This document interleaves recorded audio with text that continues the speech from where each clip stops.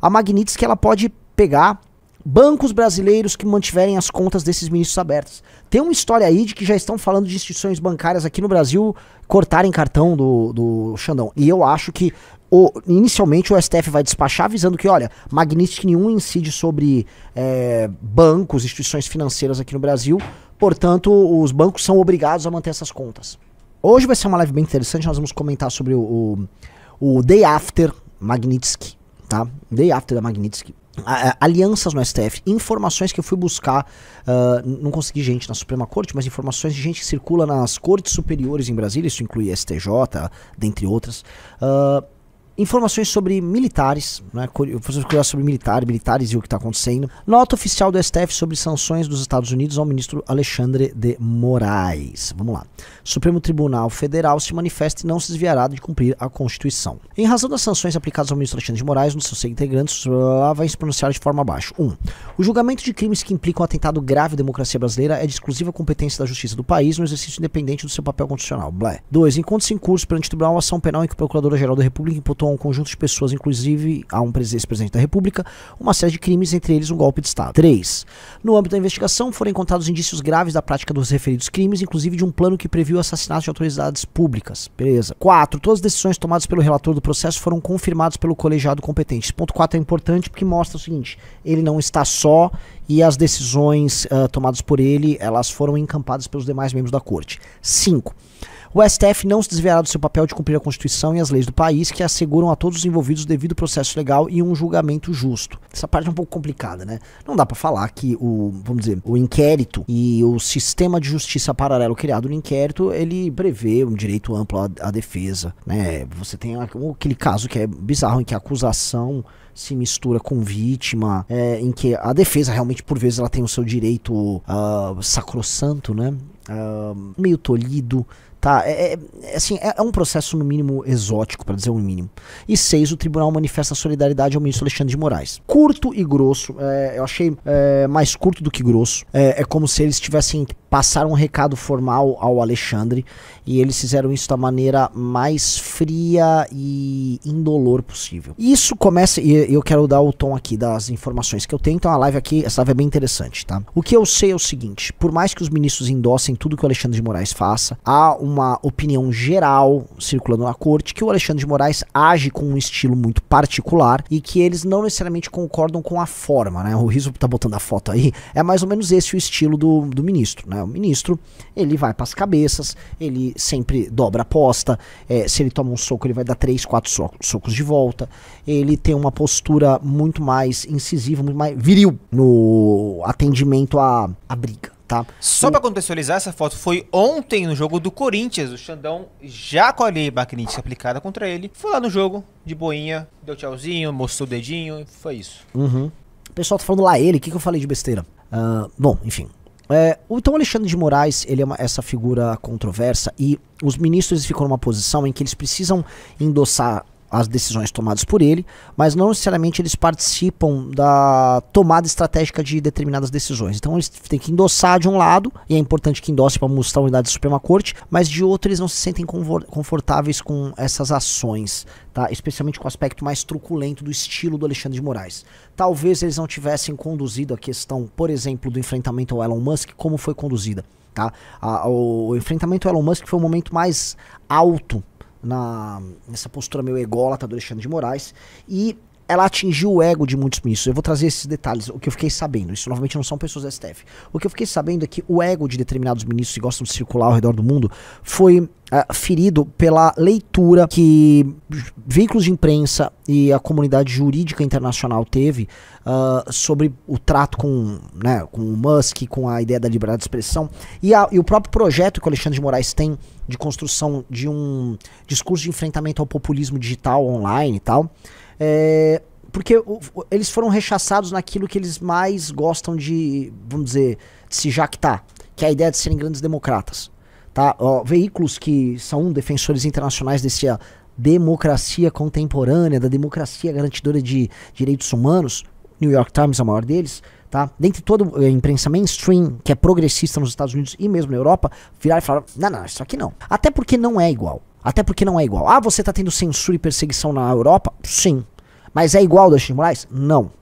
O Brasil, como em quase tudo, o Brasil é uma versão mais rudimentar, mais tosca, mais grosseira. Então o Brasil se tornar fonte do direito, que era uma ambição que o Alexandre de Moraes, talvez o Reinaldo Azevedo e a turma que pensa esse bloco de político tinha, era uma ambição que o mundo externo falou, não, Brasil legal, bacana, agora fica aí. Nós não vamos trazer, vamos dizer, essa coisa meio República das Bananas aí que vocês estão fazendo, isso não é muito a nossa vibe. Então, tratar Alexandre de Moraes como fonte do direito não foi o que os gringos fizeram.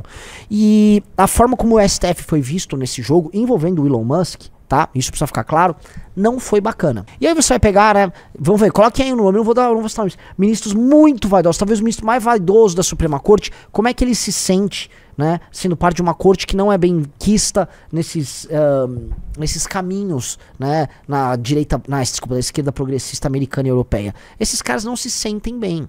Então já começou a ser percebido, começou a ser entendido, né, por parte, vamos dizer, da Suprema Corte que, ok, talvez a gente tá aqui adentrando um caminho um tanto quanto estranho. E assim, não era agora que eles deviam estar com essa sensação, porque quando foi instaurado o inquérito do Alexandre de Moraes, ele por si só era um instrumento exótico. A gente fala aqui, olha só o que eu vou comentar, atenção, um momento muito especial da live, tá? Muito especial, então vocês vão travar agora a mira e vão ouvir o que eu tô falando. Nós falamos muito da aplicação do direito penal do inimigo. O direito penal do inimigo parte do princípio de que dentro de um arranjo estatal, possam existir organizações, agrupamentos humanos que não estão dispostos a atender os desígnios da legislação e dos próprios usos e costumes daquele país, se comportando como inimigos, como alguém que está para além da ordem constitucional ali, praticando crimes de maneira recorrente, de modo a violar o Estado de Direito e violar direitos humanos fundamentais de maneira recorrente, e essas organizações não podem ser tratadas, e os seus membros, claro, né, os membros dessa organização não podem ser tratados como alguém que tem direitos e prerrogativas normais, um processo penal normal. Não. O direito para eles é diferente porque eles são diferentes. É um resumo aqui muito simplório que eu estou fazendo aqui, de uma teoria muito interessante do Gunther Jacobs, mas vocês podem perceber que o que nós queremos apresentar como meio de ação contra o crime organizado e também contra o terrorismo é, enquanto, vamos dizer, analogia muito similar ao que o Alexandre de Moraes fez no inquérito dele com o bolsonarismo. O Alexandre de Moraes criou sua própria versão de direito penal do inimigo para tratar o bolsonarismo como inimigo da ordem constitucional. Ora, porque se o bolsonarismo quer romper a ordem constitucional, e aqui abre-se um parênteses, eu vou dar minha opinião, e ele foi, fecha parênteses, tudo é válido contra ele. Então vamos criar um direito penal especial, vamos criar um super inquérito em que o direito é tratado de maneira diferente. Por exemplo, uma das características do direito penal do inimigo é que o direito é célere, ele é veloz e que as penas são desproporcionais. Isto não sou eu falando, isso é uma das premissas do direito penal do inimigo. As penas são desproporcionais quando comparadas com as penas normais e o processo é rápido, ele é veloz. Você toma decisões sem a defesa, vamos dizer, fazer uso de determinadas prerrogativas, certo? Essa é uma lógica do direito penal do inimigo. Essa não é a lógica do inquérito do Xandão, Rafael Almeida Riso? Sim. Então, aconteceu no inquérito do Alexandre de Moraes e nos julgamentos que nós fomos tendo, isso aí, velocidade, supressão de determinadas prerrogativas da defesa e penas desproporcionais. Então, há, enquanto analogia, o uso do direito penal do inimigo por parte do Alexandre de Moraes contra um inimigo específico, que é quem? O bolsonarismo. E aí ele criou um inquérito de ofício, ele criou um aparato especial que colocava como inimigo da ordem constitucional o bolsonarismo, colocava os bolsonistas como elementos que estavam, através da sua ação nas redes sociais, e ações em grupo, e acampamentos e tal, como um grupo quase terrorista praticando essas ações. Ele colocou ele como inimigo e aí ele resolveu aplicar o direito penal desta maneira. Tá? Eles não chegaram, eu não me lembro de ver nenhuma citação a Gunther Jacobs aqui, mas há citações nas obras de conclusão de curso, de monografia do Alexandre de Moraes, sobre o Carl Schmitt, que foi um jurista que acreditava, tá, que, vamos ser bem claro, que a República de Weimar, muito para se defender de comunistas e nazistas, que eram duas forças radicais ascendentes num projeto democrático pós-Primeira Guerra Mundial que aconteceu na Alemanha, que essa democracia, através do poder executivo no caso, ela deveria dispor de instrumentos especiais para ela poder combater esses inimigos, tá? No momento de exceção, é dali que vai emergir em algum lugar a autoridade. E a autoridade que emergiu, na cabeça do Carl Schmitt, ela deveria emergir do poder executivo, mas aqui do Alexandre de Moraes, que conhece Carl Schmitt, o poder, ele se origina onde? Aonde? Qual poder? Rafael Almeida Riso? No judiciário. No judiciário. tá? Então, no judiciário, o poder sai. Então, o Alexandre de Moraes, ele se comporta como o poder originário. Ele se comporta, veja só, como uma fonte geradora de direito. Curiosamente, a gente fala em direito penal do inimigo, a gente tá vendo direito penal do inimigo e a ideia de democracia militante lutando para sobreviver, tudo sendo implementado através desse modelo. E, no fundo, eles estão usando este modelo, esta resposta, para, na tese do Alexandre de Moraes, surgiu um livro, que é o livro que ele publicou, que está concorrendo ao Prêmio Jabuti, e eles queriam apresentar para o mundo isso como a resposta brasileira para o avanço da extrema-direita. Capite? Todo mundo captou? Tá, todo mundo captou? Eu acho que é importante isso. Essa é a resposta que o Brasil daria para o mundo, ok? Essa resposta é uma resposta débil. Ela é uma resposta débil. E uma das coisas que aconteceu que mostram a debilidade dessa resposta é que esse regime de exceção colocado por ele continuou para além do enfrentamento ao inimigo. Porque qualquer coisa passou a ser inimigo. Do nada o inimigo passou a ser as redes sociais. Passa a ser o Elon Musk. Do nada, em alguns momentos, o inimigo passa a ser o Congresso Nacional. E a coisa cruza tantas linhas que a coisa de 3 semanas atrás, sai um despacho do Alexandre de Moraes, não mais no inquérito, mas do Alexandre de Moraes, ele próprio fonte do direito, derrubando como chama mesmo? Um decreto parlamentar? Como chama? Decreto legislativo, um PDL, né? Um decreto legislativo, de maneira arbitrária para proteger o governo. Portanto, tá, ele não virou uma fonte originária de um novo direito apenas para proteger a democracia daquele inimigo. Ele virou a fonte da autoridade no Brasil, ok? Isto, do ponto de vista jurídico, não dá para ser levado a sério em outros países. E os nossos muito vaidosos ministros do Supremo sabem disso.